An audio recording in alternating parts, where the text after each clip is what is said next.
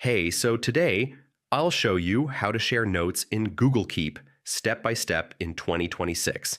It's super useful for teamwork, study groups, or sharing reminders with friends and family. First, open Google Keep on your phone or browser. I mean, you can use it on Android, iPhone, or desktop.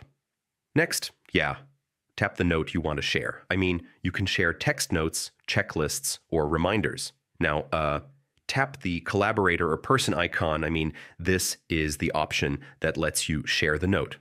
Type the email address of the person you want to share with.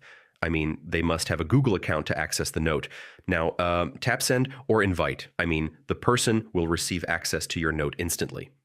Once they accept, both of you can edit the note in real time. I mean, it's perfect for teamwork or planning.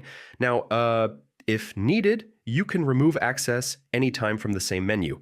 I mean, you stay in full control of your notes. You can also stop sharing completely by removing all collaborators. I mean, the note becomes private again. If everything is set, the shared note will sync automatically across all devices. I mean, everyone sees updates instantly. So that's how you share notes in Google Keep.